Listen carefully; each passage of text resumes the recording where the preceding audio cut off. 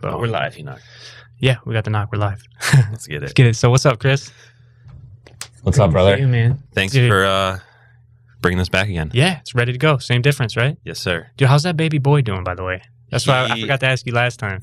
He will be 11 months on the 10th of Well- next month, and then he'll be a year on March 10th. So, I mean, it's just going by so fast. But it's crazy having a son now, right?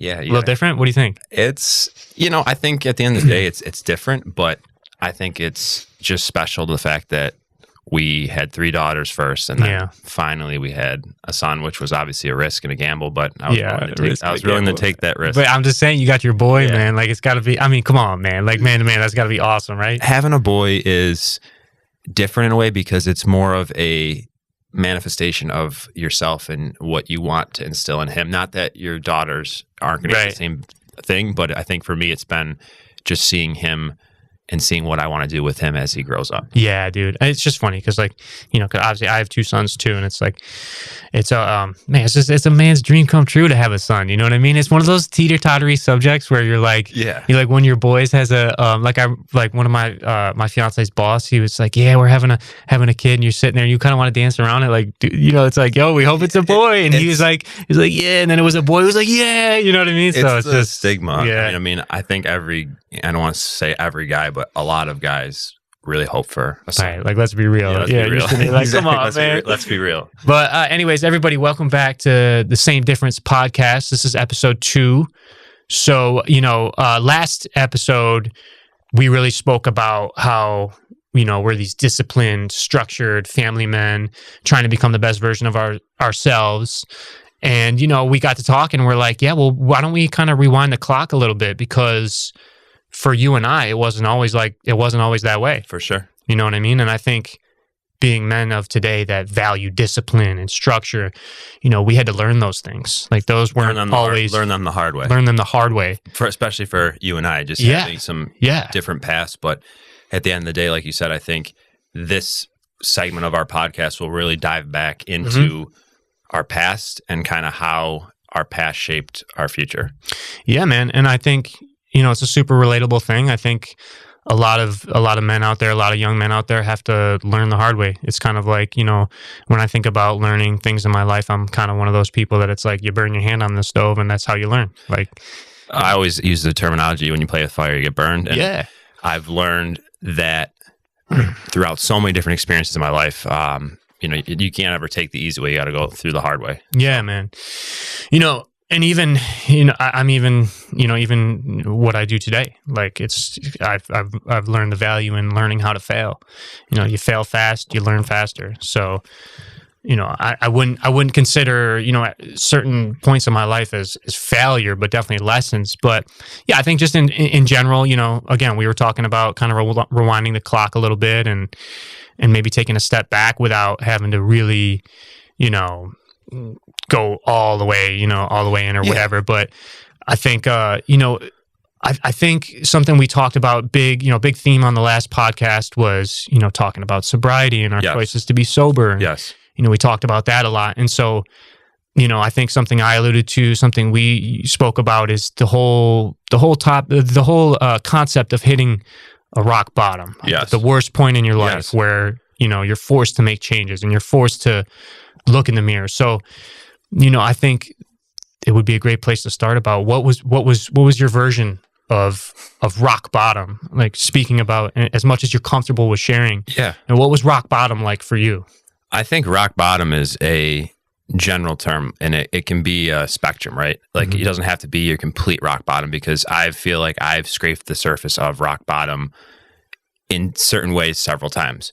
Maybe not full rock bottom, but I've had the opportunity to go there where I wasn't being my best self and my life was showing that, if that makes sense. So for me, my rock bottom, one specific point that comes to my mind was, it was November 15th, 2014. I was freshly graduated from college. I was living in New York City. I think I mentioned this last time.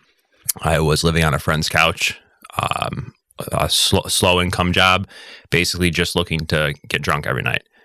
And I did that for about 3 months, and it just didn't pan out well. I ended up waking up on a Sunday morning November 15th and ended up just stopping drinking because I had severed some previous relationships that I did care about. And it wasn't just one person, it was multiple people. So for me, I guess that rock bottom was the fact that I didn't want to continue upsetting people that invested in me and that I didn't give the return on investment for. So I had that opportunity to look back and say, why am I doing this? How is this making me feel? How is this making other people feel?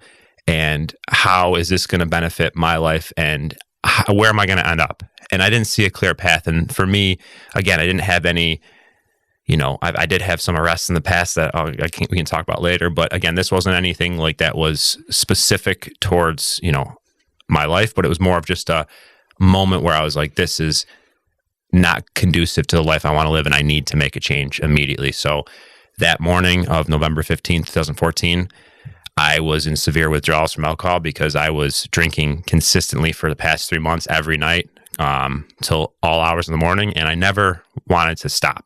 So, and that's what we talked about last time, is I never had that off switch. It was just like, if we're going to do this, we're going to do it all in.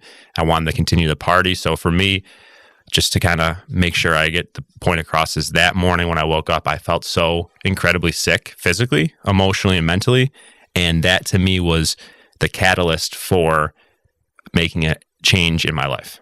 So, yeah, I guess. Would you say in general, like, it's interesting too, because we fast forward to where we're at now and our age and all that stuff. And when you think of those times, isn't it interesting to, like, it almost feels like it was like a snap of a finger decision, but it really wasn't like that, right? It's a slow burn, slow build. I love the way you just categorized that. Yeah. It wasn't just like, oh, I'm done drinking. Yeah, I'm done. It was 7 to 8 years of, I don't want to use the wrong word, but it was alcohol abuse. I mean, even with you, when I come home from college and we'd hang out in the summers, dude, we got after it. Yeah. I mean, I have stories that we can't share on here just for, general purposes, but it was like you said, it was a slow burn where it got to the point where it was like a crossroad.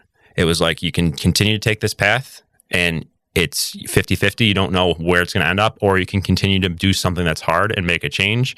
And that's exactly the path I chose. And I just want to be very open. It hasn't been easy, and I can share with some different avenues I've been down with other addictions that I've struggled with, even in the past 11 years. Right.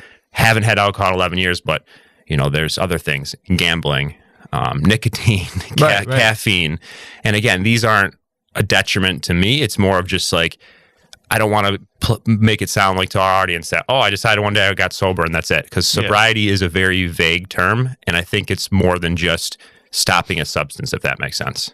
Yeah. No, I mean, and I guess to like go even further than the substance, like internally, what were some of the things that you decided to essentially face head on? Like what were some things that you took from, maybe that time frame of your life and to the man you are now? Like, what are some of the tools? Like, what are some of the maybe mental switches that you made? What were some of the things that drove you? Because, 2014, I know you were probably what, 22? 22. So 22, 22, you're not married, you don't have kids. Like, nope. What was internally, in a more positively framed light, like, what was the things that you were like, was it money? Was it career? Was it a job? Was it wanting the life you have now? What was it that really drove you? Wow, you're asking some great questions. I can obviously tell you put the work in to frame these out, but no, it's a great question. We're just talking, right? I just had I had this idealized version of myself where I wanted to be, which is the man I am today, right? I always had this understanding. Really? So even when you were... Dude, I'll tell you, it's funny. In one of my senior classes, it was business communications. We had to do a presentation. And we basically said, it was like what do you want to be when you grow up? And I said, ironically enough, I want to be a pharmaceutical sales rep for Johnson & Johnson. I want to have a big family, and I want to have somebody that I can trust in a marriage. And I literally have all those things. But in retrospect, when I said those things back then, there was no concrete evidence that this was going to turn out the way it turns out. And I think in my head, just having that idea that I wanted to manifest it helped. But to answer your question, what got me to make the switch was just, again, it was just a matter of being so sad and so upset with myself and so insecure. And I don't think a lot of people talk about it. I was vastly insecure about who I was. And to scale this all back, this started from high school. And I think a lot of people who knew me in high school, I was, the kicker on the varsity football team. I was 140 pounds soaking wet. Yeah. I utilized weightlifting in college to, gain some weight, get bigger, have more self-confidence, which I'm sure a lot of people do in life. But for me, it was just this vast feeling of insecurity and this void that I needed to fill with alcohol. And what the alcohol did was it shut off all the switches in my brain that made me feel that I was less than. And that's, to answer your question, the root of all this was always not feeling good enough.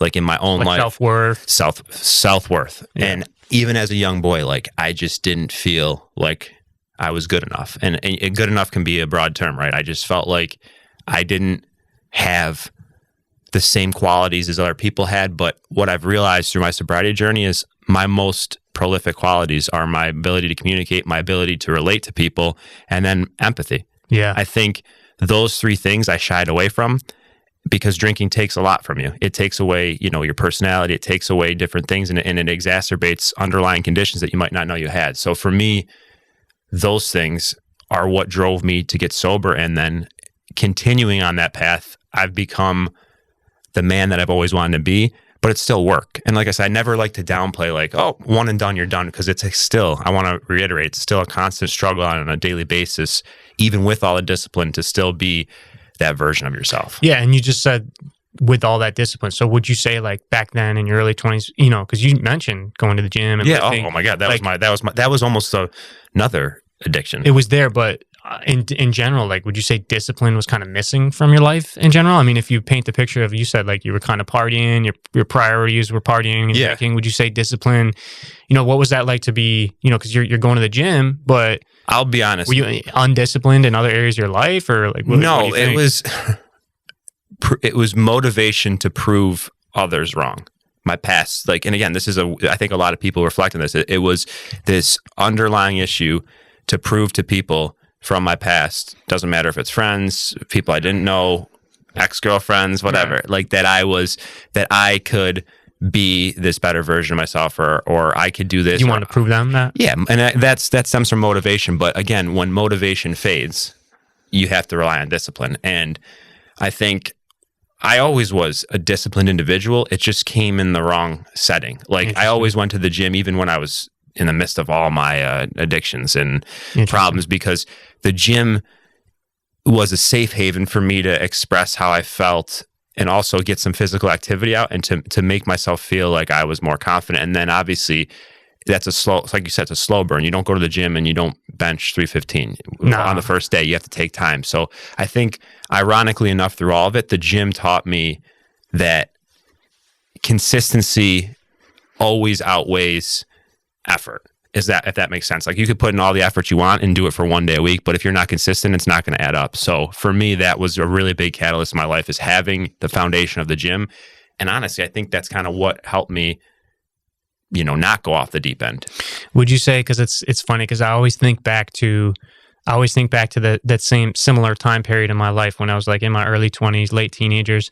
And like, I really feel like, as a man now with 5 children, almost 6 children, I feel like before then I was kind of just a piece of meat, like floating around the earth. Like my head, like I always have these, like this funny vision of me kind of just like walking like this with like my head just taking me wherever I go. Cause it was like, that's really what I felt like. I was just this like aimless piece of meat, just kind of like how I felt, reacting off what I wanted to do, reacting off impulse, reacting off how I felt. You're saying all the right impulsivity was a bit, and I feel like for you and me, that's what we relate to, is we're very impulsive people. Yeah. I don't know about today. It's a good thing and a bad thing, though. Blessing and a curse. It's it's why you look the way you look physically. You're just getting after it.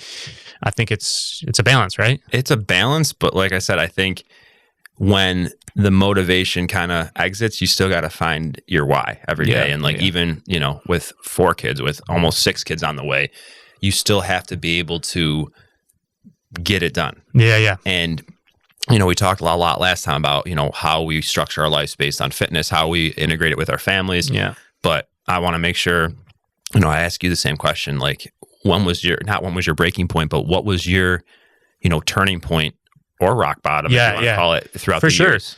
It's interesting for me because, as I just alluded to as well, like back in my late teenage years, early 20s, if I really paint a picture of who I was, I mean, there was a lot of important things that were missing from my life. For sure. Which were structure, routine, discipline. Yeah.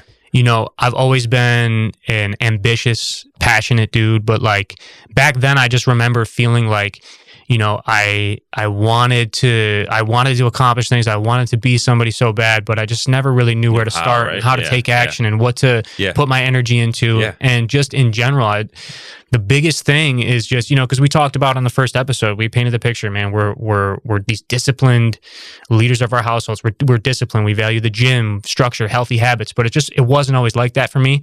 There was glimpses of it, you know, but it just, I was never fully aligned. And I think the biggest thing, you know, even like when I go all the way back, when I packed my bags and I moved out to LA, you know, again, like it's a big accomplishment, and, you know, I had so much buzz around it. I had a lot of personal friends and, you know, I was building a personal brand online. So I had, you know, people encouraging me and clapping and things like that. Yeah. But underneath, I was just so not structured. I was so not disciplined. I had, you know, it was almost like, I don't even want to say at that point, I don't even want to frame it as 1 foot in the door, 1 foot out the other. I had like a few toes in the door, bro.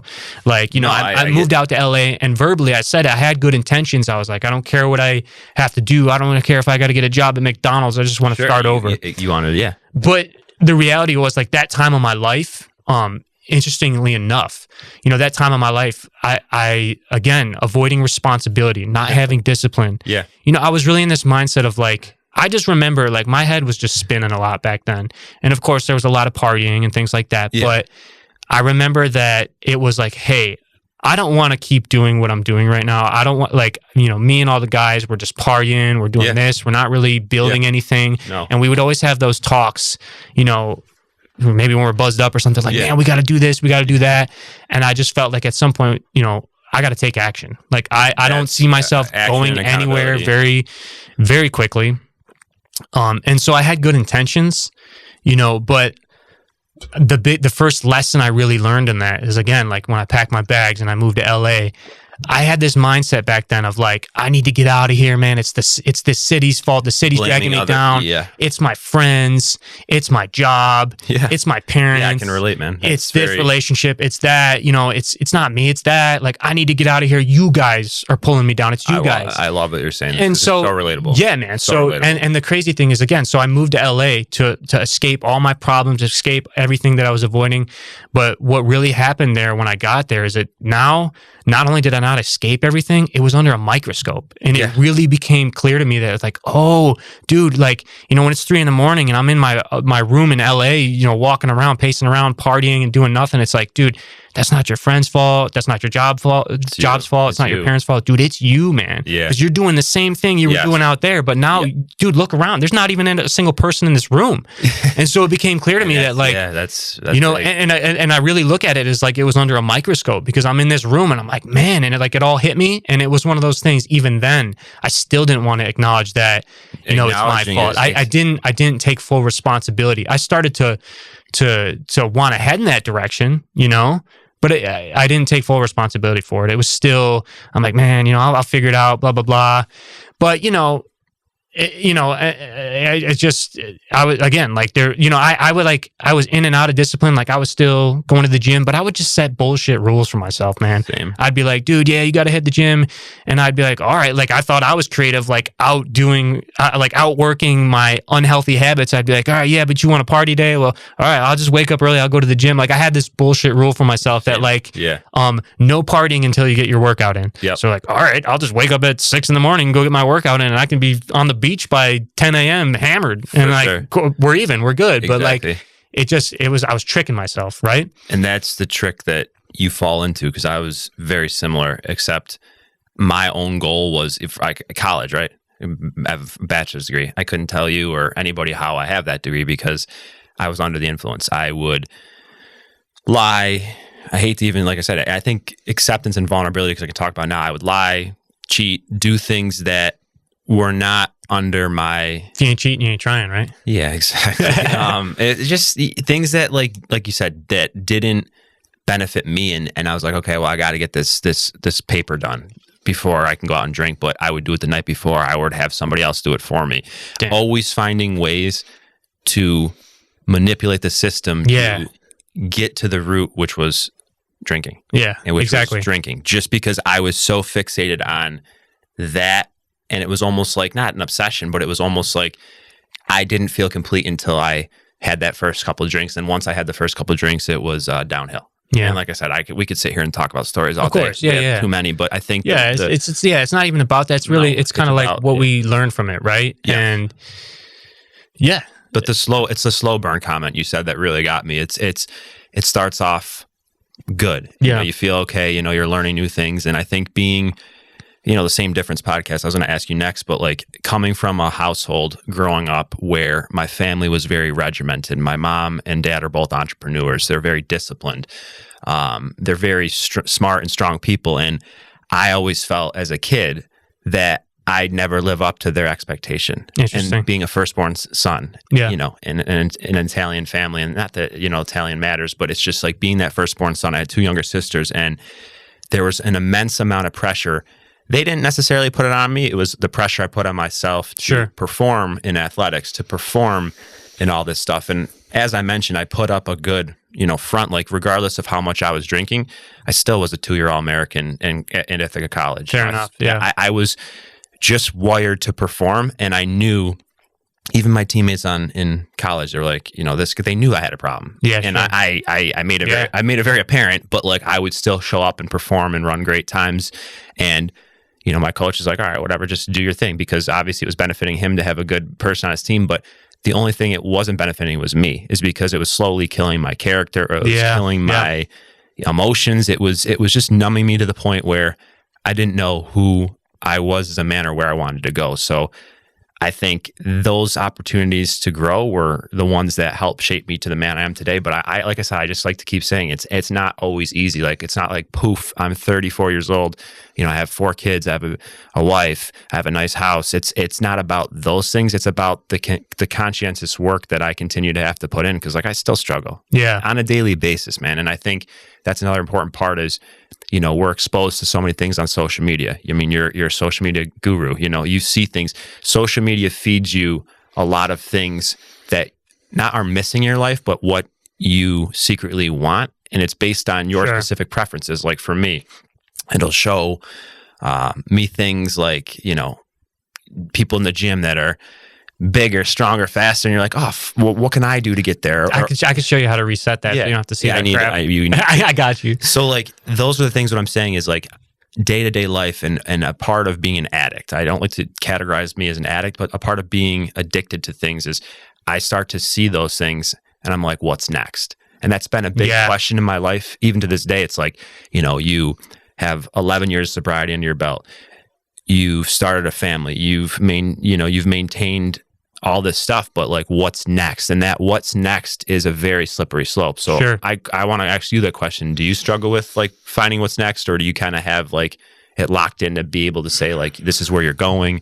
What you want to do? Because I really struggle with the what's next. And I want that feeling that I got. And I chase that feeling of a new rush, like a dopamine hit. Yeah. Well, I'll answer that question, but I do want to go back to your other question about kind of what my version of rock bottom was. Yeah. I do want to. I want to get in there, but I will answer your question real quick about the whole what's next mindset. For me, the way I combat that is just kind of being at peace with myself. How do you? I'm not trying to just. How do you like? What are things you do to make yourself at peace? Because I'm trying to learn from you. I struggle with that. Sure. I guess for me, just and this is kind of. I'm going to be skipping around the timelines of like what I wanted to the point I wanted to make because of the work that I did to get to this point. But just if I'm answering your first question about the rock bottom. No.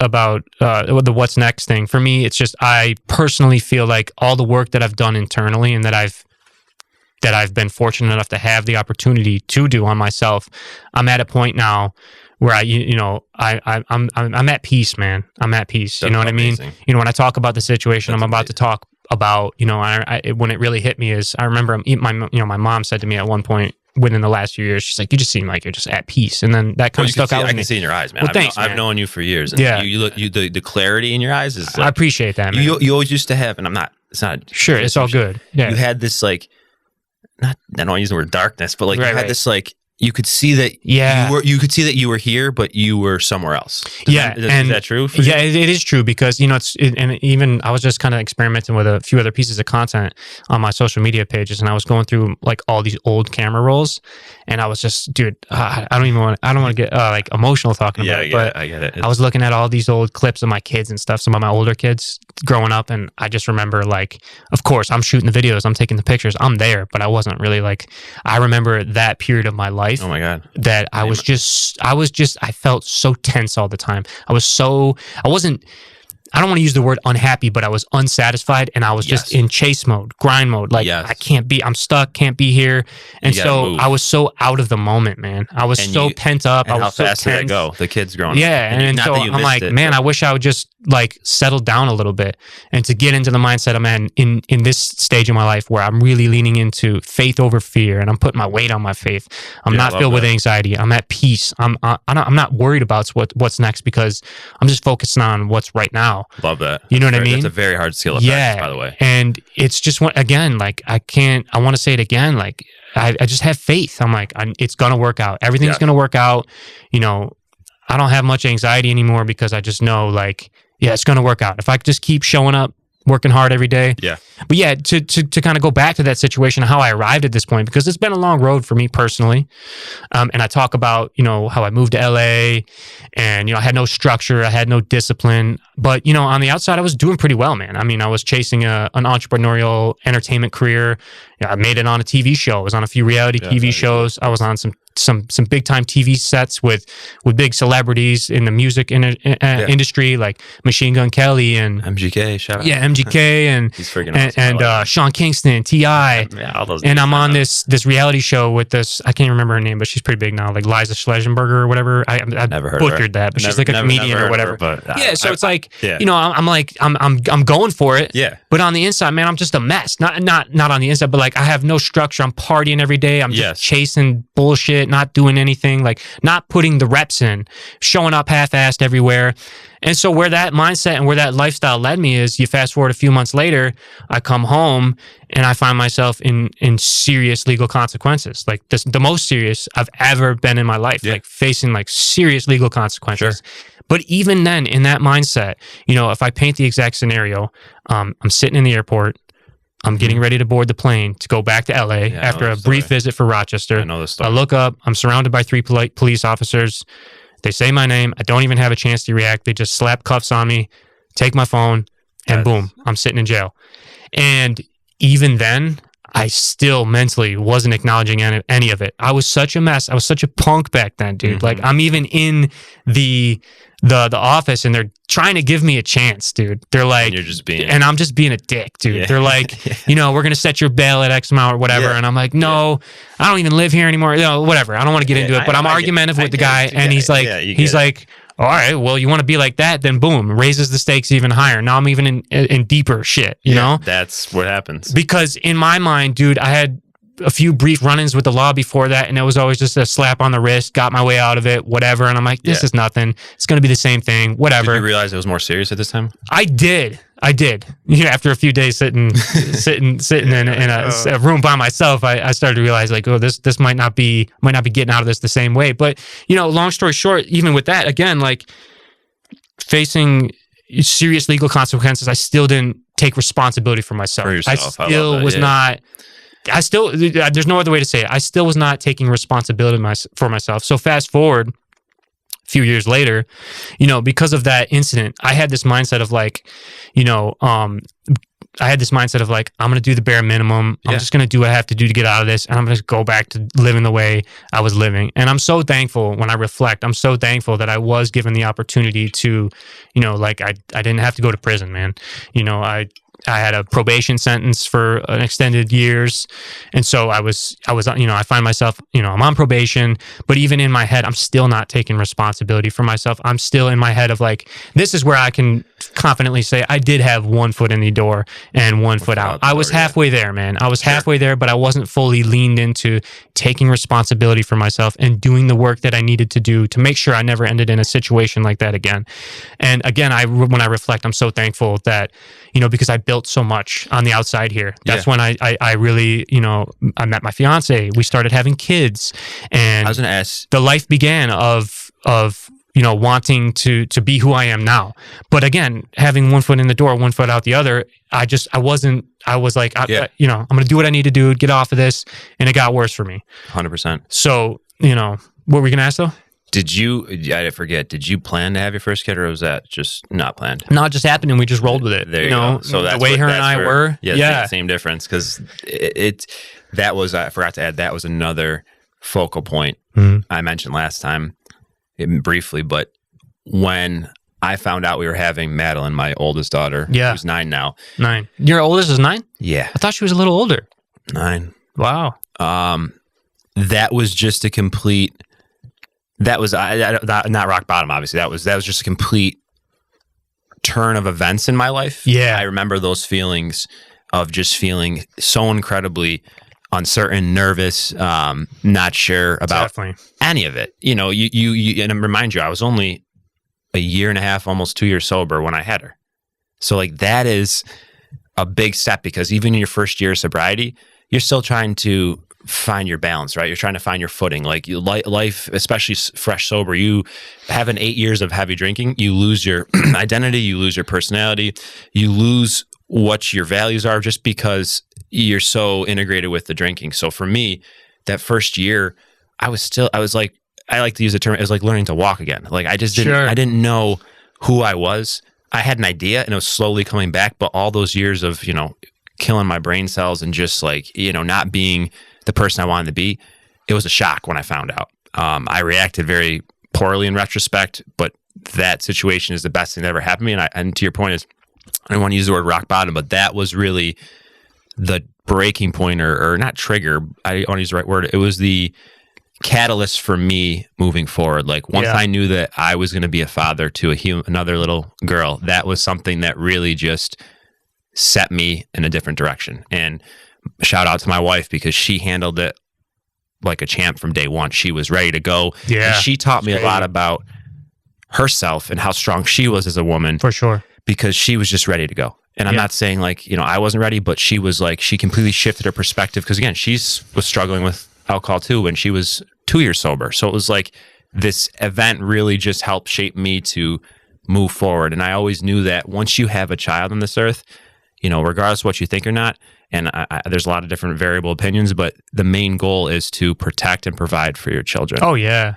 And again, being 23, 24 years old, 25, it was a shock. Yeah, and for sure. Especially in this day and age, dude. Like how many of our friends are having kids? I mean, even at our age now. Yeah. 34. And how many of them are in our DMs asking us for advice? Exactly. I mean, a lot. That's my experience. That's my point. I think where life takes you, I don't think you need one singular event. I think you need something that really drives you every day. Yeah, man. For me, and I'm sure for you, it's those smiling kids. For sure, dude.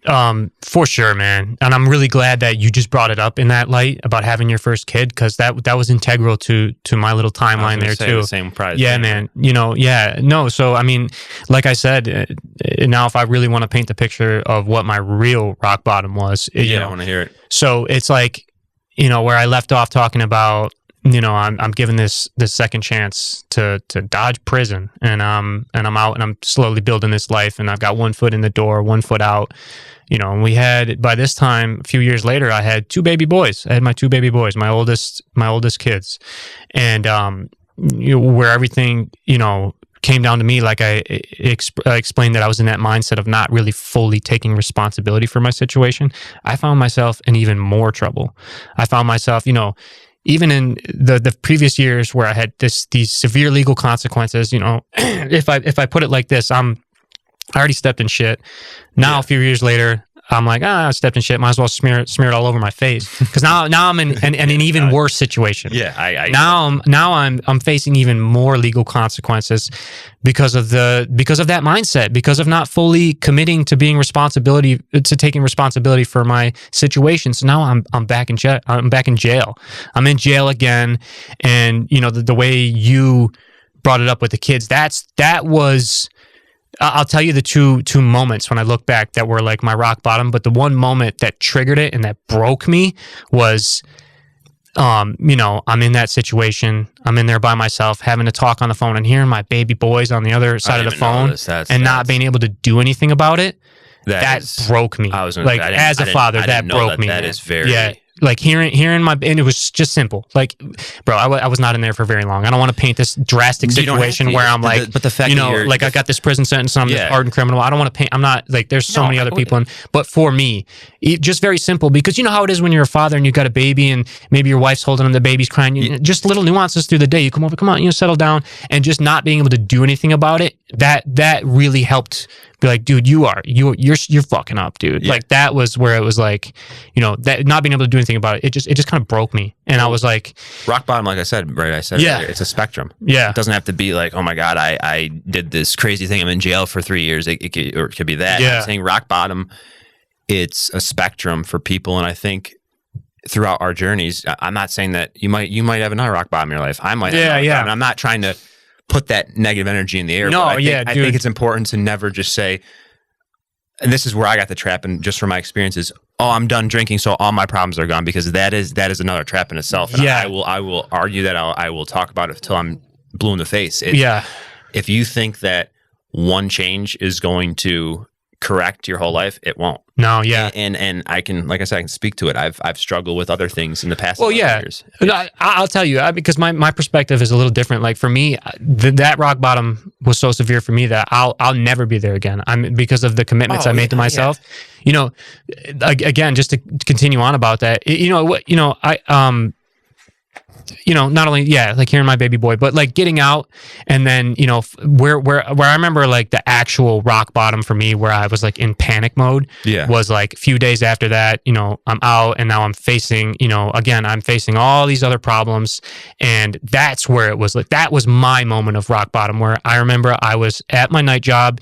You know, I was, thankfully, my boss let me right back in the mix. I got him back into my job, and it was a night job at the time, so it was like 1 a.m, and I was just pacing back and forth, like texting my girl, just panicking, dude. Like, who am I? Why do I keep putting myself in this situation? And actually, you know what? I got to reframe it because of the way where I was at that point. You know, it's hard for me to put myself back in those shoes, but I'm like, why does this keep happening to me? Why, you know what I mean? Like, still kind of playing that card. Yes. You know, why does this keep happening to me? And I'm just panicking, dude. I'm like, who am I? What am I doing? What am I going to do? Like, I'm screwed. You know what I mean? Yeah. And that night, like literally the same concept I talked about, where it seems like it was like this, but for me, like, it really did feel like that. It was like literally that night where I just got this surge of like, all right, dude, like, the only way to get out of this situation is just do this the right way. And I fully committed to taking absolute responsibility for myself. I was allowed this situation, this time frame in my life, to do this internal audit and to be like, all right, dude, you're here because of the choices you made. For sure. And then what's even more powerful, to take that even a step further, is then you audit, well, why did I make that choice? Were you just being a dickhead and screwing around? Well, okay, I made that choice. I ended up here and doing this because I felt this way. Okay, well, why did you feel that way?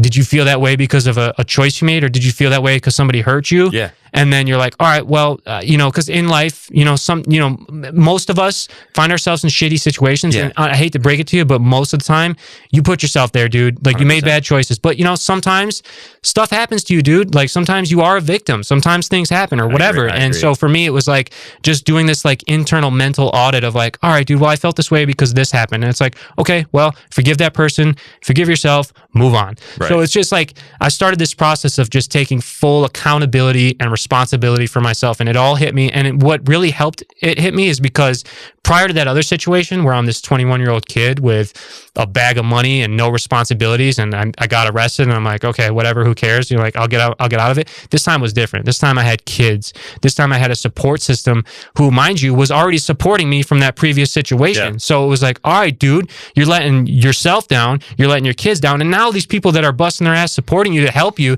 you're letting them down. And so that, like, that was like, but, you know, the negative part of that sucked was I just felt so guilty, and I felt so much shame. Yeah, the guilt and shame, man. And when I look back, and when I talked about that going through my camera roll, and that's what I was going through, man. For years, I beat myself up, and I punished myself, and I punished myself by going to the gym. I punished myself by getting disciplined, getting up at 6 a.m, going to my job, putting my head down, and just, you know, I made this commitment of like, I don't care how long it takes. I don't care what I have to do. I don't care how shitty it takes. I'm never taking any shortcuts again. I'm never going to put myself in a situation like I described in a jail cell. I don't care what I have to do. I'm never doing that again. And the on a more spiritual level, just to paint this as authentically as I can, there was a moment in that situation where I'm in jail and I'm just like, dude, it's over for me, bro. Like I'm cooked, bro. Like I'm done for it. And I prayed to God and I made a deal with God. And I said, if I've already had a second chance, but if you give me my 2.5 chance, my third chance, like if you give me one more chance, I'll never be back here. And it's not just for me. I'll be the partner I need to be to my fiance. I'll be the father I need to be to my kids.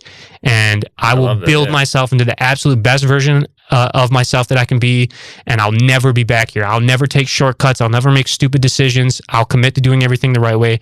I'll keep my end of the bargain, keep yours. I made that deal with God. Here I am, 36, and I've never, and here we are, and I'm good. I've never made any choices to put myself back in a situation.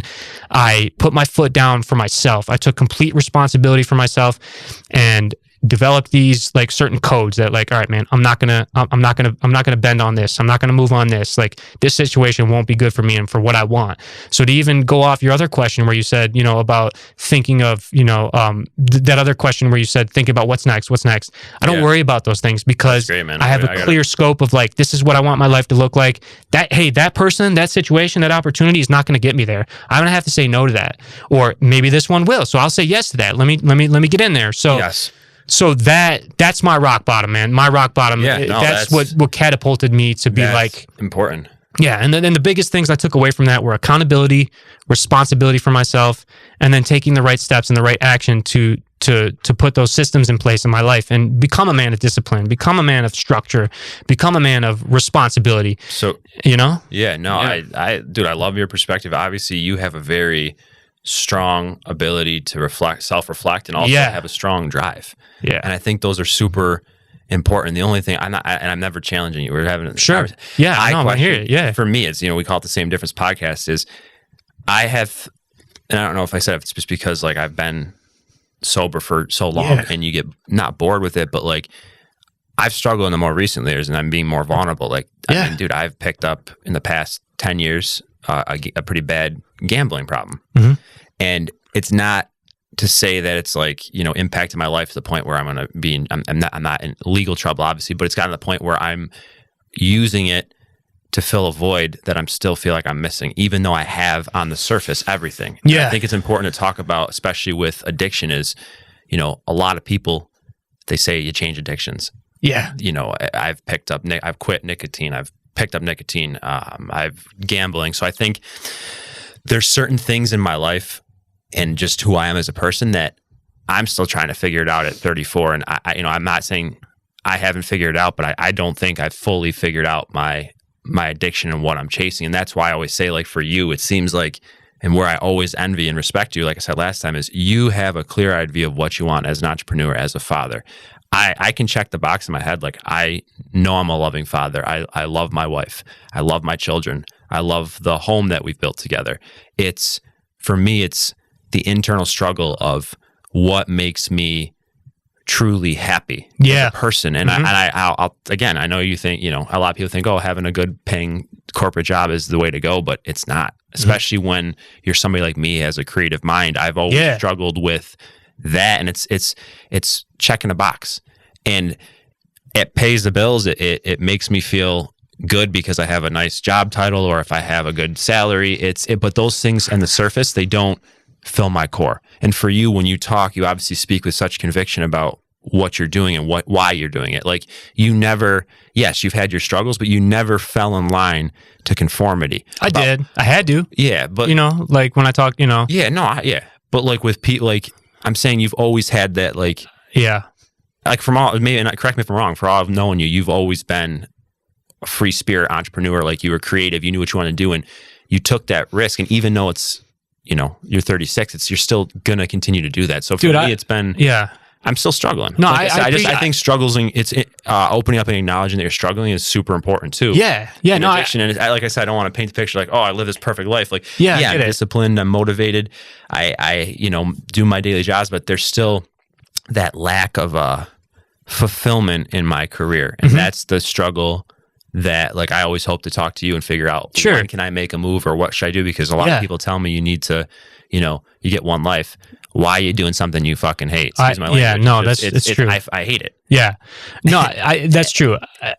I just want to say I appreciate you saying all those nice things about me, bro. Like friend to friend. That's super cool. I appreciate that. I think it's important to acknowledge that. A lot of guys don't give their friends enough credit. Like I've always respected you. Thank you, bro. But I've also seen the similarities in us without seeing it. Like we have. No, that's what I'm saying. I want to make it very clear. I respect you a great. We wouldn't be sitting right here doing this if I didn't. You know what I mean? And it's just so cool to just see that like how long we've been friends and certain situations we've been around. We could tap in. You know what I mean? Let's go, man. It's the Same Difference podcast, brother. Like we're doing our thing. But no, I mean just to answer your question there. I mean friend to friend, because again, it's the same difference, man. You're working the 9 to 5. I'm an entrepreneur, but we're the same dudes, bro. We've got big family, and we're just doing the best we can, and we want to be the best version of ourselves. I love that. And, I heard it from your mouth the other day on the phone, where you said becoming the best version of yourself is a never-ending journey. And it's fucking so true, bro. Yeah, exactly, bro. Never ends. And just to answer your question there, I want to make it clear, like something, just to answer your question,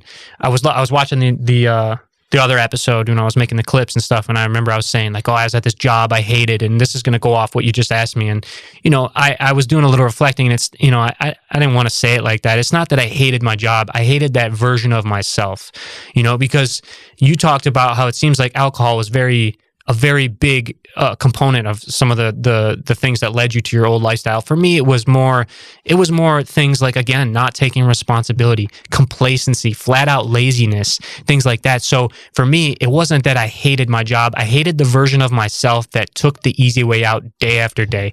I hated the version of myself that, would go to work, get my couple bucks, go home and just dive into some video games and not acknowledge the void, not acknowledge that I wasn't getting anywhere fast, not lean head face into responsibility of like, I don't like this situation, I don't like myself, I don't like what I'm doing. So just to answer your question, again, it wasn't that I hated my job. I hated that version of myself that was complacent and lazy and not doing the things I knew I could do. I was frustrated with myself because I knew I wanted more, but I wasn't taking action. I wasn't doing anything. And, what you said, for me, it's like, I feel like for me, I have this kind of like creative bucket, like, because you said you're a creative person, and you are.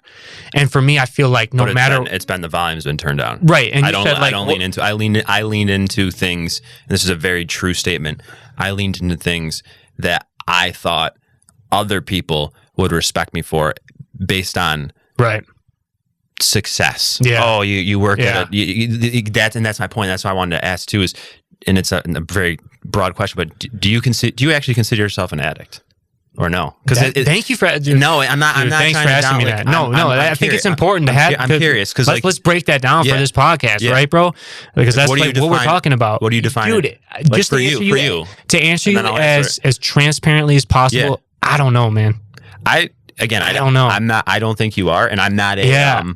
I think for me, because just hearing the way, for me, like I look at different times in my life. I look at when I was younger. I'm the shy, scrawny kid, and alcohol was something that it was like for this social anxiety kid to go to this party. I'm the skater sitting there with my hoodie up. Like I remember when I was the same way. Other friends started partying and stuff. I remember getting bashed on, like, dude, you can't just show up here and stand in the corner with your hood up. I'm like, dude, I'm scared to talk to people, bro. Like I'm insecure. I'm quiet. I'm the same way. And so alcohol was like, boom, like let me out of my cage, bro. So like when I was younger, it's like next thing you know, now I'm talking to girls the way I want. Like I'm confident. I'm the life of the party. It was an absolute. And I remember small little nuances of people being like, "Who are you?" You know what I mean? Yes. And so for me, alcohol was always like, I felt like it was always a tool, because when I look back at that, and again, there's so much different scopes of being an addict or being an alcoholic.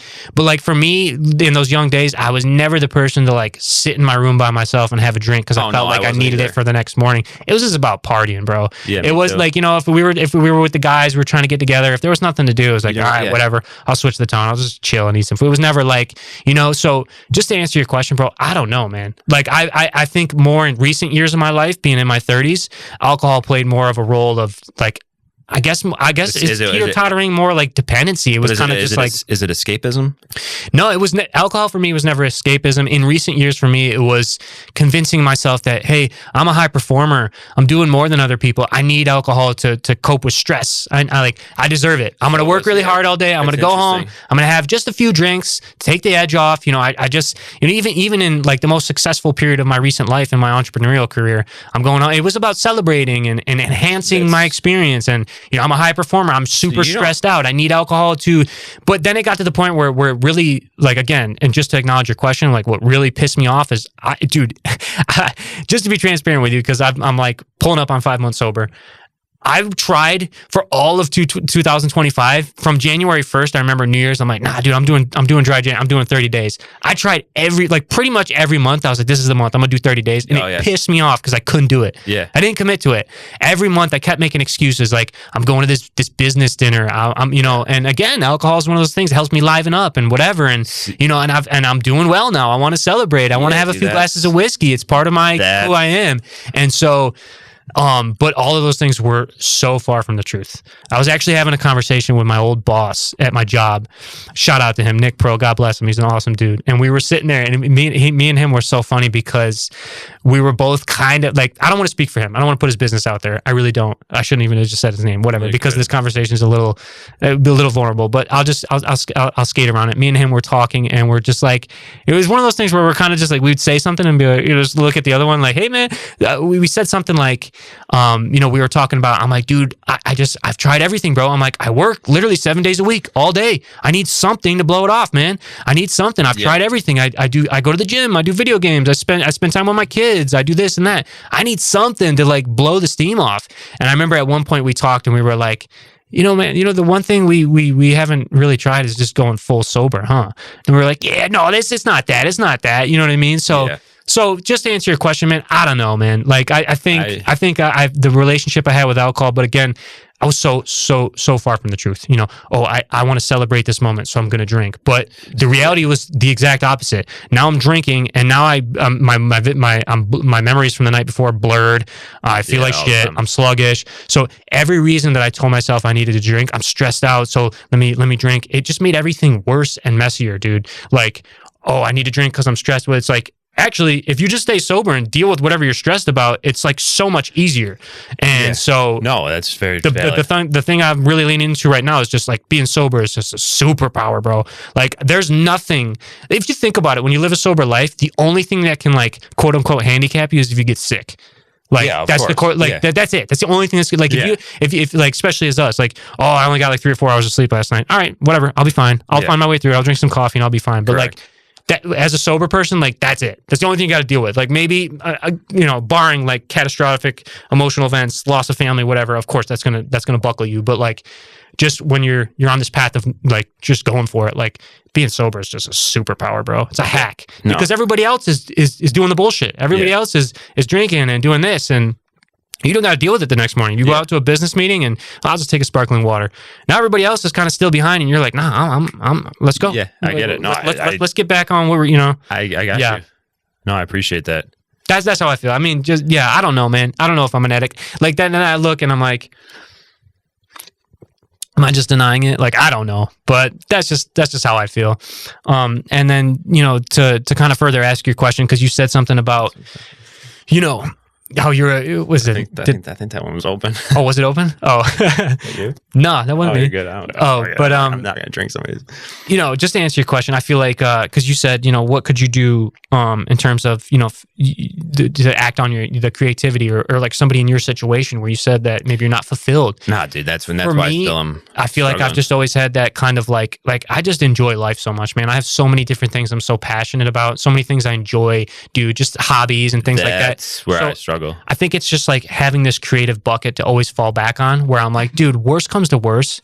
I'm so grateful for the situation I'm in my life. I have a beautiful family that I've built. Gratitude. I have a fiance. I'm lucky, and things could have been worse. Like we just talked about the situations that we were in, especially for me. I could not be here right now. I could be in prison. So it's like I'm just so grateful and thankful that like worst comes to worst, and I don't want to frame it necessarily like this, but like if I lost all of my traction and had to just start over, like whoop-de-doo, bro. Like, oh, well, man. Like, I still, like, if I put myself back in a situation where I had to start over and just go get whatever I could do in terms of, like, a job or something, like, all right, man, I have things that I'm passionate about that I could dive into. I love skateboarding. I love doing this. I love that. I have things to carry me through. And so for you, if it's like, in your mindset, because you said maybe you don't feel fulfilled or it's just it's important you act on that creativity. If I were you, man, just start with something, bro. Like, start with something that you can. That's where you want to get to a situation where, like, I want to paint this picture for you clearly, and then I want to hear what you have to say. But when you have your structure of your 9 to 5, like, you want to get yourself to the point where you are so excited to wake up in the morning you can't sleep the night before. Good luck. I'm talking to myself. No, I'm saying you got to get there. Like, that's how my life. That's how I feel, bro. Like, sometimes I am so excited for the next morning I can't sleep. I wake up in the middle of the night, check my phone. There's times recently I woke up at like 2:30 in the morning. I haven't felt that, and I'm like, yo, fuck it. I can't. This isn't waiting until 6 or 7. Let me go. You know what I mean? I haven't felt that in years. But you can. I know. I'm just saying. Especially you like, you're disciplined. You're locked in. You got the gym, bro. We're young. You get one life, dude. Go home and start acting on something creatively. Find something that you're passionate about. No, I'm just trying. I'm not trying to, like, I'm actually genuinely, like, I feel like I need to have this because, like, yeah, let's go. I am struggling immensely with that. And I think that's why when I talk to you and I can see it and hear it in your voice, I can hear it in your day to day. I see it. You know what I'm saying? You're so passionate. But for me, it's like, what did you ever feel like, what if you fail? And, like, what if you don't make enough money, or what if you know what I'm saying? Because I use every day. Yeah, no, every day. I know I use, but I'm saying why I asked you the question, escapism, and you said no, not escapism. Well, I've been there in my life. I used video games. That was. I still struggle with that, and that's why I've picked up other poor habits, even though I'm disciplined on paper. But I struggle with.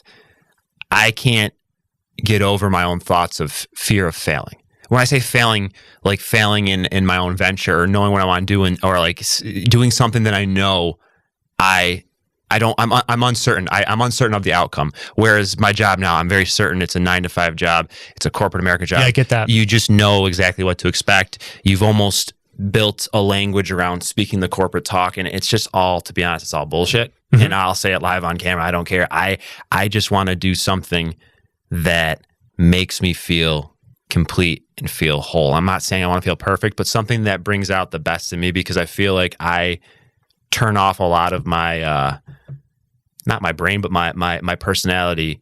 Not here. This is my authentic self, sure. but in my day to day, like, I feel like I'm going through the motions at work, just because I know that this is not what I want to do, but I do know that it pays bills for me. It helps support my family.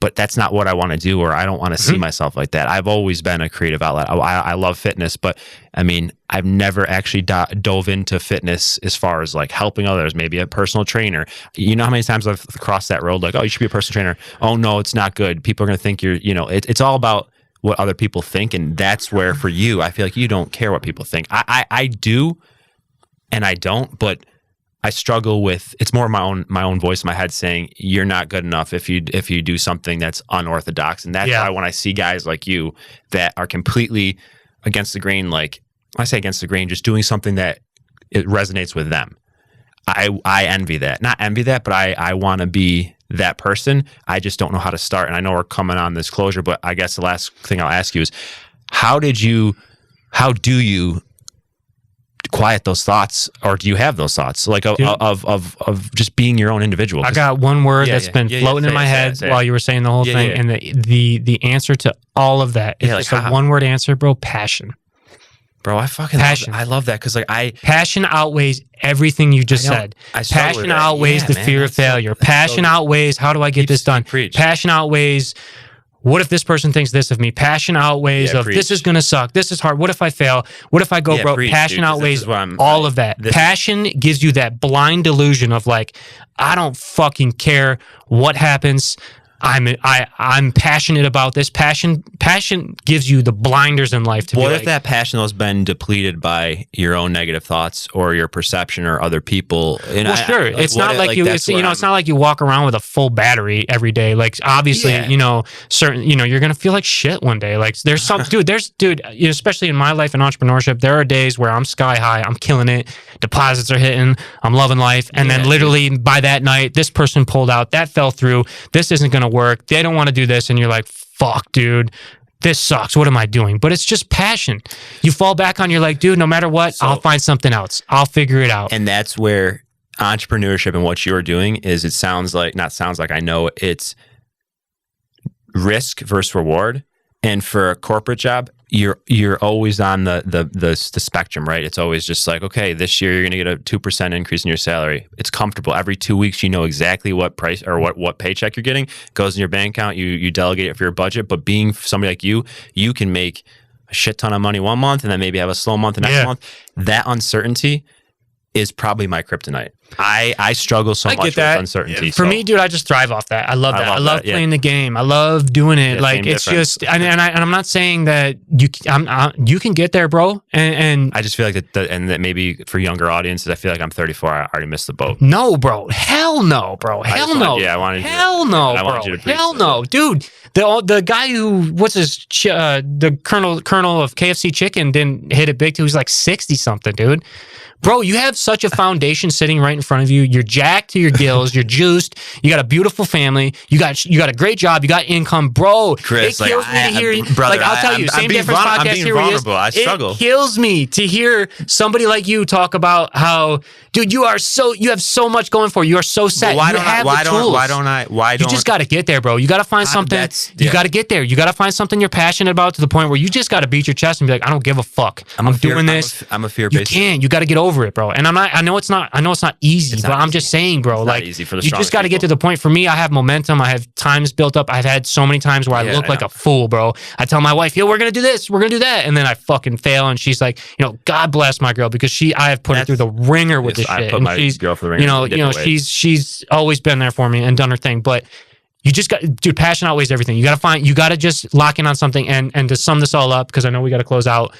Do we have 7 minutes extra? Because I don't know. No, it's 60 minutes to 60 minutes. I think what I was going to say is, use all of those things to drive you. You just talked about how the fear of not being able to provide 1 month and this and that. You got your kids. You do these things. Use all of those to fuel you. Yeah. Use those reasons, because we talked about earlier, even in the earlier situations where I heard my baby boy crying on the other thing, like those, like my kids have always been a big part of my why.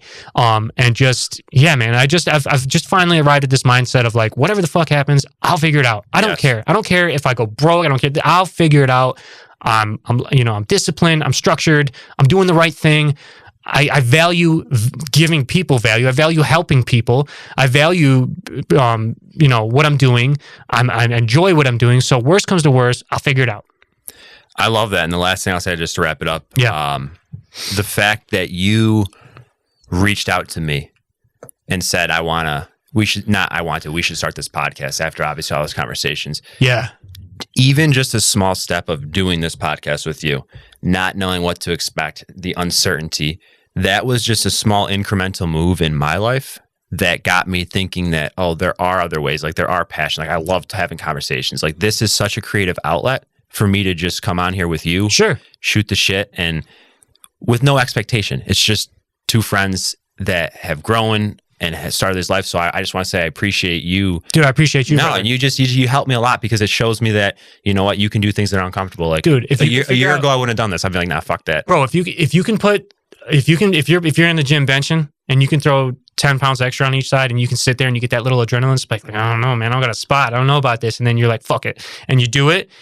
Apply that same concept to your life. I love that, bite off more than you can chew and figure it out. I love that. Like you can absolutely do that, bro. I love that. You can right now. You have structure. You have your routine, dude. I'm not insinuating that you waste your time, but go home. I definitely waste. Dive into something creative. Start figuring it out. Next thing you know, you're gonna get that like, I know we gotta go. But the last thing I'll say in terms of passion is like when I started my e-commerce business and I found the products I wanted to sell. I was fresh off working in a clothing store, so I remember I ordered this pair of jeans as a sample, and I got them, and the jeans came in the mail, and they came pretty quickly, and I paid like $17 for them, and I was like, oh, dude, these are actually dope. These are sick. Dude, this is going to work. Like I like before I was like pretty confident, but now I'm like, dude, I could sell these for $65 and I'll sell them for $55 and then people will actually buy them. I was just working in a premium clothing store. I know what a $65 pair of jeans works. Yeah. And just that pair of jeans, just feeling those jeans on me, I'm like, dude, this is going to work. Like I could do this. Like I'm wait, hold on. I was just talking about, maybe this will work, but now I'm like, no, it's real. I'm going to do this. Like I got this. So it's like, create that moment for you. Find something you're passionate about, take a leap, take a risk, and then you'll have that moment of like, dude, I could actually fucking do this. Yeah. And that's where the passion starts to ignite, where you're like, fuck all that other shit, I got this. I love that. Yeah, man. Passion outweighs everything. Passion outweighs everything. Love that, brother. Same difference, brother. Same difference. Let's wrap it up. We went 4 minutes over. Hope he's not mad at us. No, he probably kicks us out. Dude, great episode. I will say, just for the listeners and stuff like that, we felt it was necessary to kind of, the first episode we talked about where we are now, and this one I think we did a good job at kind of going back. And so now we're going to start cooking up some guests. So, and that's what we said. The guest is going to be huge. We're going to get people that we really think would be resonate on this podcast. Kind of emulate our stories. Exactly. Too. And I think similar stories. So stay tuned for some guests. We got some things down the pipeline. If you want to be on the podcast, reach out to us. For sure. And we'll make it happen. If you got a story to tell, let's do it. So same difference, episode 2. Stay tuned for episode 3. I'm Chris. He's Chris. See you guys next time. Let's go.